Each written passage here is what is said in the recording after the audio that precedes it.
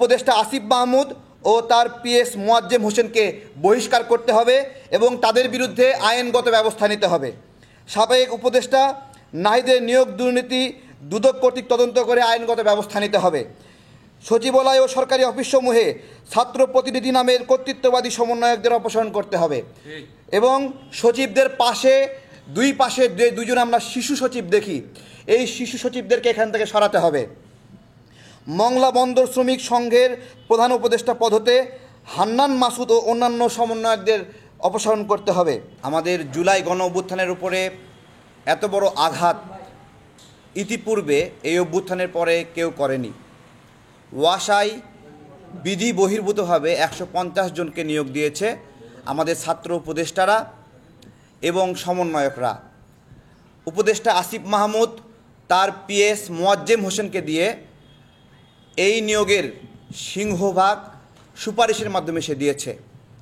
আর অপরদিকে উপদেষ্টা নাহিদ, সেও সুপারিশের মাধ্যমে ওয়াসায় গিয়ে নিয়োগ দিয়েছে। সাথে নাম রয়েছে নুসরাত তাবাসসুমের, সাথে নাম রয়েছে তৌহিদের, সাথে নাম রয়েছে নাজমুলের।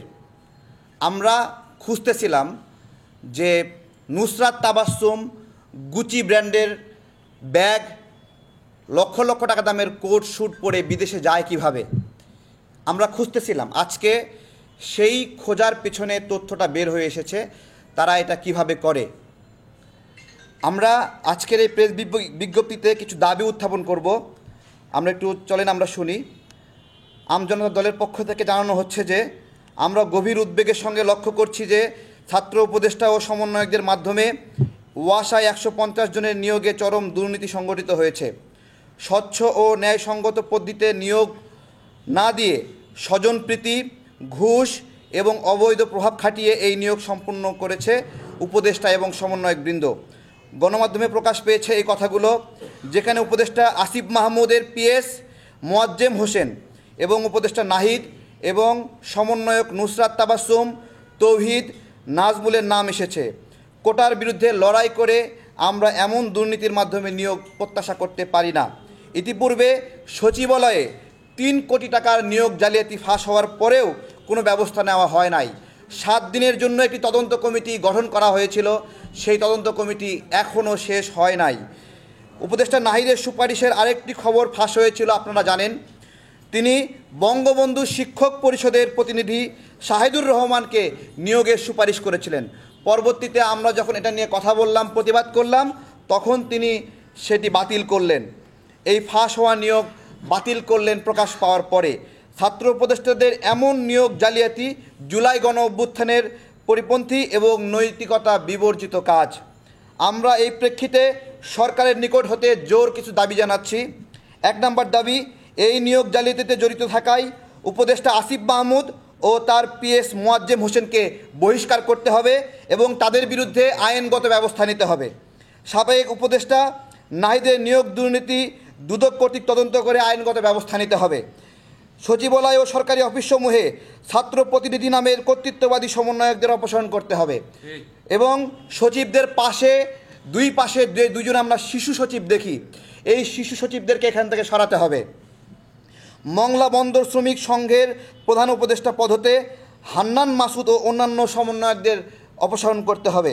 আমজনতার দল এই মর্মে জানাচ্ছে যে নতুন বাংলাদেশে নতুন স্বাধীনতার সাথে প্রতারণা করা প্রতারকদের বিরুদ্ধে ব্যবস্থা নিলে দুর্বার আন্দোলন গড়ে তোলা হবে। ধন্যবাদ সবাইকে। ব্যবস্থা না নিলে, জি, আপনার দেশ টিভিতে যে গণমাধ্যমে যে নিউজটা এসেছে ওটা একটা তালিকা সহ প্রকাশ করা হয়েছে, যে তালিকায় উপদেষ্টা নাহিদের নাম আছে, উপদেষ্টা আসিফের পিএস মোয়াজ্জেম হোসেনের নাম আছে, নুসরাত তাবাসসুমের নাম আছে।